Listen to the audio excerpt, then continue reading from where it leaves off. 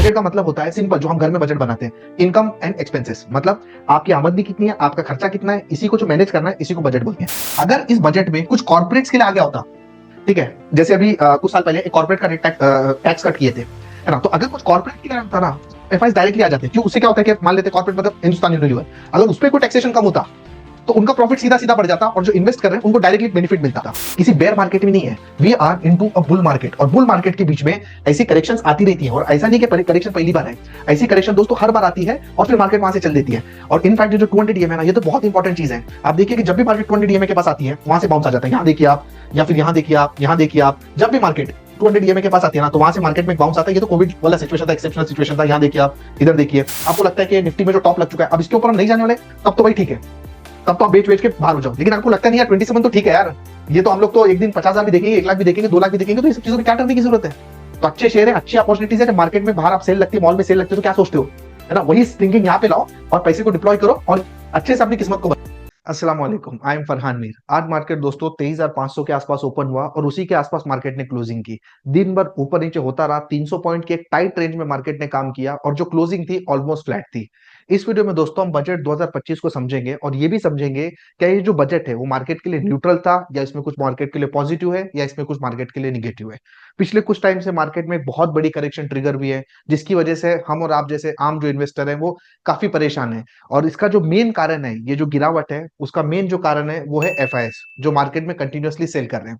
तो ये समझने की कोशिश करेंगे दोस्तों कि बजट में ऐसा भी कुछ था क्या जिसकी वजह से ये जो एफआईएस है ये वापस इंडियन मार्केट में लौटेंगे, और अगर वो लौटेंगे तो ऑब्वियस सी बात है जो स्लो डाउन है खत्म होगा और जो तेजी है यहाँ से बनने को तैयार है। प्लस जो इनकम टैक्स को लेके एक अनाउंसमेंट हुई है कि 12 लाख तक की अगर आपकी इनकम है तो आपको कोई भी टैक्स नहीं देना पड़ेगा। इसमें क्या है एग्जैक्टली, क्या सच्चाई है, या फिर इसमें भी कुछ छुपा हुआ है, इस पे भी हम लोग डिटेल में डिस्कस करने वाले हैं। इसके अलावा दोस्तों जब हम ये टीवी पे बजट देखते हैं ना, तो 1 घंटे का बजट हम देखते हैं तो हमें जनरली ना चीजें समझ में नहीं आती, और इनफैक्ट हमें समझने की जरूरत भी नहीं है।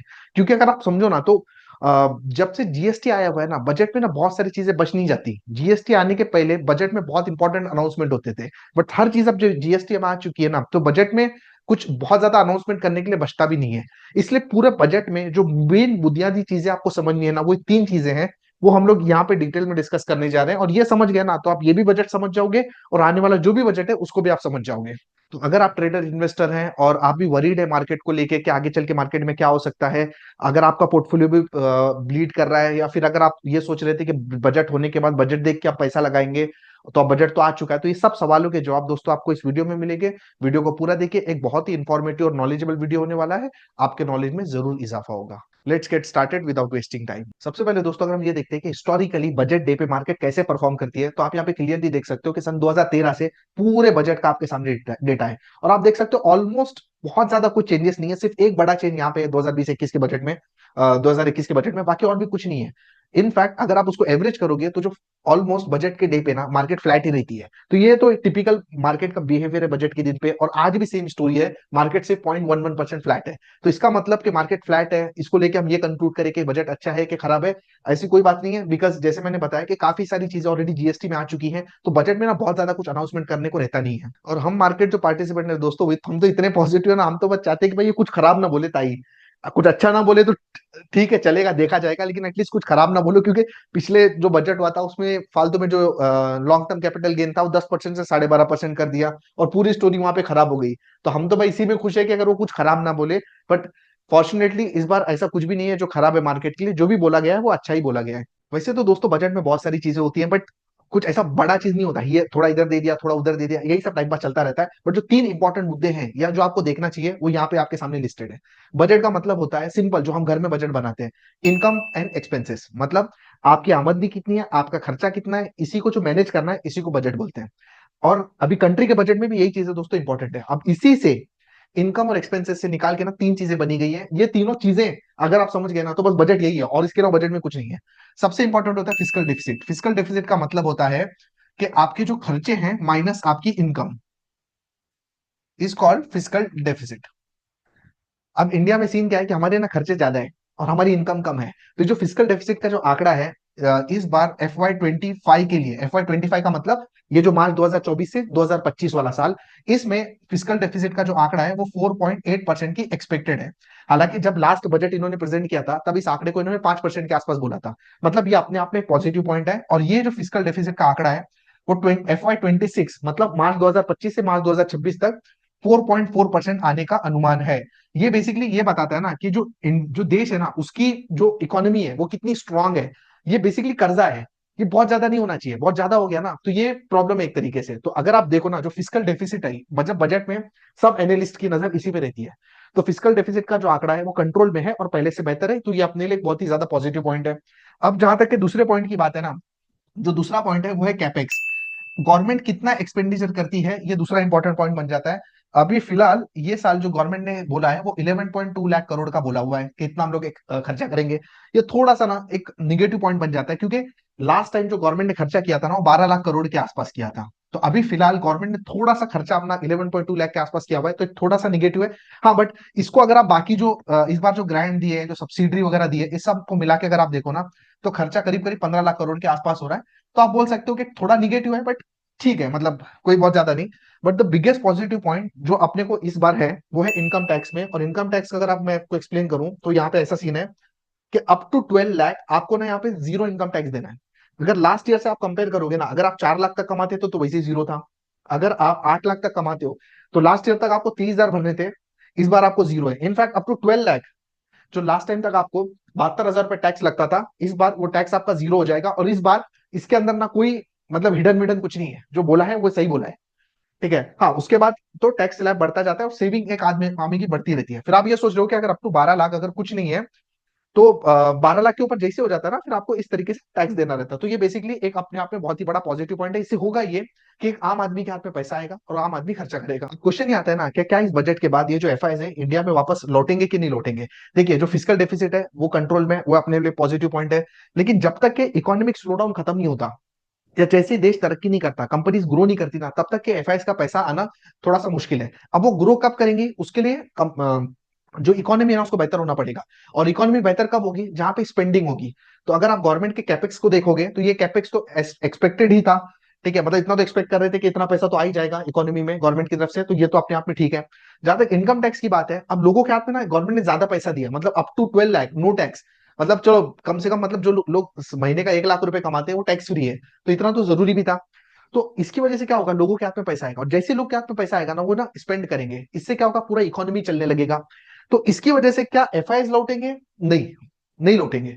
क्यों नहीं लौटेंगे, देखिए आप सिंपल सी बात है, देखिए दो टाइप की अर्निंग होती है, एक होती है कॉर्पोरेट अर्निंग, ठीक है, और दूसरी की होती है आपकी जो पर्सनल इनकम टैक्स वाला, पर्सनल इनकम टैक्स बेसिकली, है ना, दो चीजें होती हैं। अगर इस बजट में कुछ कॉर्पोरेट्स के लिए आ गया होता, ठीक है, जैसे अभी कुछ साल पहले एक कॉर्पोरेट का रेट टैक्स कट किए थे, है ना, तो अगर कुछ कॉर्पोरेट के लिए आया होता ना एफआईआई डायरेक्टली आ जाते। क्यों, उससे क्या होता है कि मान लेते कॉर्पोरेट मतलब हिंदुस्तान यूनिलीवर, अगर उस पर कोई टैक्सेशन कम होता तो उनका प्रॉफिट सीधा सीधा बढ़ जाता और जो इन्वेस्ट कर रहे हैं उनको डायरेक्टली बेनिफिट मिलता।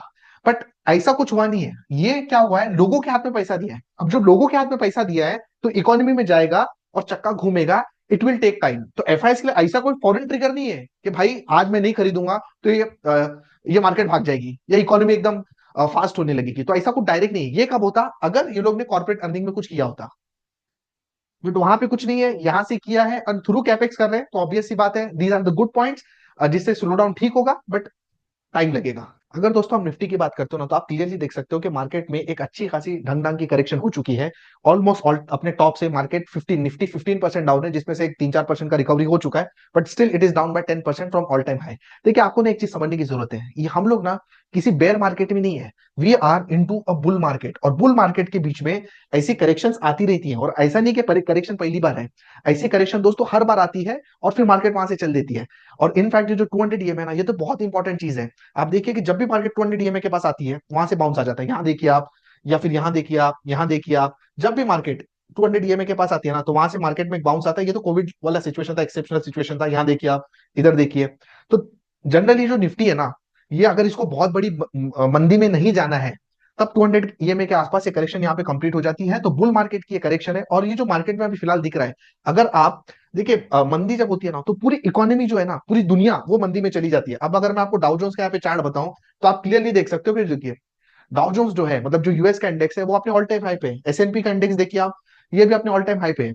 इनफैक्ट अगर आप यूके का इंडेक्स देखो, ये देखिए, आप यूके का इंडेक्स देखो, ये भी ऑलमोस्ट ऑल टाइम हाई पे है। इनफैक्ट आप जर्मनी का चार्ट देखो, ये देखिए, ये भी अपने ऑल टाइम हाई पे है। तो ऐसा नहीं कि पूरी दुनिया में कोई मंदी चल रही है इसलिए हमारे यहाँ पे मंदी होगी, ऐसा नहीं है। हमारे यहाँ पे करेक्शन भी है, उसका मेन रीजन ये है कि जो जो स्लो डाउन है वो हुआ है, और उतना कंपनीज अच्छे रिजल्ट दे नहीं रही है, इसकी वजह से ये प्रॉब्लम है। लेकिन ठीक है, मतलब इतनी बड़ी प्रॉब्लम नहीं कि यहाँ से मार्केट क्रैश ही हो जाए, बहुत कुछ हो जाए। अब जैसे जैसे ये जो कंजम्पशन को जो बूस्ट मिलेगा इनकम टैक्स की जो रिवाइज रेट की वजह से, इवेंचुअली कंपनी अच्छा करने लगेगी और मार्केट यहाँ से घूमने को तैयार है। और ये जो इकोनॉमी जो स्लो डाउन है ना, ये ना सिक्लिकल है, स्ट्रक्चरल नहीं है। स्ट्रक्चरल का मतलब कि कुछ प्रॉब्लम है, सिक्लिकल का मतलब ये है कि एक छोटे टाइम के लिए, क्योंकि अभी लास्ट टाइम क्या हुआ था, इलेक्शंस वगैरह थे, तो गवर्नमेंट का पूरा फोकस इलेक्शन पे था, तो इकोनॉमी पे ज्यादा ध्यान नहीं दिए, इसके चक्कर में स्लो डाउन आया हुआ है। बट मेरे ख्याल से these are the good levels. अगर मैं बजट को एक नॉन इवेंट भी पकड़ के चलूं तो भी आप समझ सकते हो कि ये करेक्शन है, इतनी करेक्शन काफी है। एंड इनफैक्ट बजट के अनाउंसमेंट के बाद भी अगर ये जो लो है, ये अगर लो इसने होल्ड किया हुआ है, जो 23,000 के आसपास का ये जो लो है, 23,800 के आसपास का जो लो होल्ड किया है, तो मेरे को लगता है ये लो अभी इतनी जल्दी नहीं कटने वाला है। अब जो लोग ये सोच रहे थे कि हम बजट को देखेंगे उसके बाद हम पैसा लगाएंगे, तो आप समझो कि बजट एक ऑलमोस्ट नॉन इवेंट है। ठीक है, तो आपको करना ये चाहिए कि आपको पैसा लगा देना चाहिए, क्योंकि समझिए ना कि आप ऐसा नहीं कि आप ऑल टाइम हाई पे लगा रहे हो, मार्केट तो ऑलरेडी काफी ज्यादा करेक्टेड है ना। तो ठीक है, मेरे ख्याल से these are the good levels जहां पे आप पैसा लगा सकते हो, और मेरे को लगता नहीं कि ये जो लेवल है वो इतनी जल्दी टूटने वाले हैं। इनफैक्ट अगर टूटना होता तो शायद आज ही कुछ मौका बन जाता खराब बजट की वजह से, बट बजट में तो ऐसा कुछ खराब तो है नहीं, तो मेरे ख्याल से ये लेवल इतनी जल्दी टूटने वाले है नहीं। एंड इनफैक्ट अगर आप मिड कैप स्मॉल कैप की भी बात करो तो जो स्मॉल कैप इंडेक्स है वो तो अपने ऑल टाइम हाई से करीब करीब 20% डाउन है। अब 20% डाउन हो गया, थोड़ा बहुत यहाँ से बाउंस आया, बट ये भी जो इंडेक्स है ये अपने 200 के अगेन नीचे आ चुका है, तो these are also the good levels. हाँ, बट ये है कि अभी भी ऐसा पूरा देख के ऐसा लगता नहीं कि सीधा सीधा भाग जाएंगे, क्योंकि वैसा कोई खास रीजन है नहीं ना, ऐसा कोई बूस्टर डोज मिला है बजट में, और इनफैक्ट मिलने की उम्मीद भी नहीं थी, क्योंकि बजट में इतनी ज्यादा लिमिटेशन है ना। बस वो ताई ने कुछ छेड़छाड़ और टैक्स में कुछ नहीं किया, वही काफी अपने लिए है ना। बस हम लोग तो यही सोचे खराब ना बोले, तो ऐसा कुछ शूट नहीं है कि बस मार्केट अब यहाँ से चल देगी, है ना। तो इकोनॉमी में जो उन्होंने बूस्ट का काम दिया है, अच्छा काम किया है, लोगों को पैसा आएगा, उससे धीरे धीरे डेवलपमेंट होगी। ऐसा ऑल ऑफ अ सडन ऐसा कोई बड़ा नहीं होने वाला है। तो मेरे ख्याल से अभी भी हो सकता है थोड़ा बहुत टाइम यहाँ पे पेन रहे। लार्ज कैप इनफैक्ट ज्यादा अट्रैक्टिव लगते हैं। ये तो जो मिड कैप और स्मॉल कैप इंडेक्स है ये कहानी पूरी नहीं बता रहा। स्मॉल कैप तो चलो क्या बता रहा है, ये सिर्फ 100 स्टॉक की कहानी है, लेकिन स्मॉल कैप इंडेक्स जो स्टॉक्स है वो 250 से लेके पूरे 7,000 तक है। तो ये तो पूरी कहानी नहीं बता रहा है, इनफैक्ट इसमें पेन ज्यादा है। प्लस इंडेक्स भले ही स्मॉल कैप कुछ और कहानी बताए, आपके पोर्टफोलियो की स्टोरी अलग हो सकती है। तो मेरे ख्याल से हो सकता है पेन रहे। You should be very selective, जहां पे कंपनी की अर्निंग वगैरह नहीं आ रही है, जहां पे जो इंपॉर्टेंट लेवल है टेक्निकल फंडामेंटल जो भी आप फॉलो करते हो अगर ब्रेक हो रहे हैं, तो you should be careful. Large cap फिर भी थोड़ा कंफर्टेबल लगता है, मिड कैप स्मॉल कैप में you should be very very, मतलब क्या बोलते हैं, चुनिंदा स्टॉक चुनने की ताकत आप में होनी चाहिए, तभी आप उस सेगमेंट पे जाइए, वरना लार्ज कैप में सेफ्टी ज्यादा दिखती है। और अगर आपको नहीं समझ में आता है तो चुपचाप किसी अच्छे म्यूचुअल फंड में इन्वेस्ट कर लीजिए, फंड मैनेजर है वो देख लेगा उसको क्या करना है, क्योंकि स्टॉक आप पैसा डालोगे कब स्टॉक 10, 20, 25, 50% गिर जाएगा पता भी नहीं चलेगा। ऐसा सब रिस्क म्यूचुअल फंड में नहीं होता है, और लॉन्ग टर्म में जैसे जैसे पोर्टफोलियो बड़ा होता जाता है ना, खुद से चीजें मैनेज करना बहुत ज्यादा डिफिकल्ट होता है। तो फंड मैनेजर है उसको आप दे दोगे तो बहुत अच्छे से काम कर लेगा। अगर आप शरिया कंप्लायंट म्यूचुअल फंड में इन्वेस्ट करना चाहते हैं तो लिंक डिस्क्रिप्शन में मैंने दी हुई है, मेरा व्हाट्सअप नंबर भी दिया हुआ है, वहां जाके आप मुझे व्हाट्सअप कर सकते हैं फॉर फर्दर डिटेल्स। अगर आप एसआईपी कर रहे हैं तो एसआईपी को आप कंटिन्यू रखिए। ये ऐसे टाइम होते हैं दोस्तों जब मार्केट में आपको टॉप अप करना चाहिए, पैसा और लगाना चाहिए, क्योंकि ये बड़ी पिक्चर देखिए, लॉन्ग टर्म में देखिए दोस्तों क्या होने वाला है, मार्केट यहाँ से बहुत ऊपर जाने वाली है। अगर मैं पिछले आपको एग्जांपल भी दूं, ये देखिए यहाँ पे जो करेक्शन हो रही थी, अब जब वो इंसान यहाँ पहुंचेगा तो क्या सोचेगा, वो देख के ना, ये सिचुएशन देख के ना, ये वाली, वो इंसान हंसता होगा कि यार ये टाइम में मैं क्या सोच रहा था। इसके बाद ये देखिए, इसके बाद क्या हुआ है, ऐसी मार्केट चली है ना, देखिए चली रही है ना, उसके बाद ये देखिए, इसके बाद भी दोस्तों यही होने वाला है। बस आपको थोड़ा सा अपना नजरिया बदलना है, और ऐसे टाइम जब आते हैं तो आपको और टॉपअप करना चाहिए ताकि अच्छे यूनिट्स या अच्छे शेयर्स आपको और सस्ते में मिले, क्योंकि इसके बाद ये होना ही है। हाँ, अगर आपको ये लगता है कि यार जो 23,000 का जो लगा है मार्केट में, या 27 पकड़ लो ये ऊपर वाला, आपको लगता है कि निफ्टी में जो टॉप लग चुका है अब इसके ऊपर हम नहीं जाने वाले, तब तो भाई ठीक है, तब तो आप बेच बेच के बाहर हो जाओ। लेकिन आपको लगता नहीं यार 27 तो ठीक है यार, ये तो हम लोग तो एक दिन 50,000 भी देखेंगे, 1 लाख भी देखेंगे, 2 लाख भी देखेंगे, तो ये सब चीजों की क्या करने की जरूरत है। तो अच्छे शेयर है, अच्छी अपॉर्चुनिटीज है, जब मार्केट में बाहर आप सेल लगती है, मॉल में सेल लगती है, तो क्या सोचते हो, है ना, वही थिंकिंग यहाँ पे लाओ और पैसे को डिप्लॉय करो और अच्छे से अपनी किस्मत को बनाओ। So that's it for this video. सीख समझ के मार्केट में काम करना चाहते हैं तो हमने पूरा कोर्स 7 घंटे का फंडामेंटल एनालिसिस पे डिटेल में डिस्क्रिप्शन में दिया हुआ है, उसे आप जरूर चेकआउट कीजिए। म्यूचुअल फंड के बारे में अगर डिटेल में समझना चाहते हैं तो पूरी प्लेलिस्ट हमारी डिस्क्रिप्शन में अवेलेबल है, उसे चेकआउट कीजिए। और बहुत से इंपॉर्टेंट लिंक डिस्क्रिप्शन में अवेलेबल है, उसे चेकआउट कीजिए। Thank you for watching this video. बहुत जल्दी मिलता हूं अपने अगले वीडियो के साथ, तब तक अपना ख्याल रखें। अस्सलाम वालेकुम।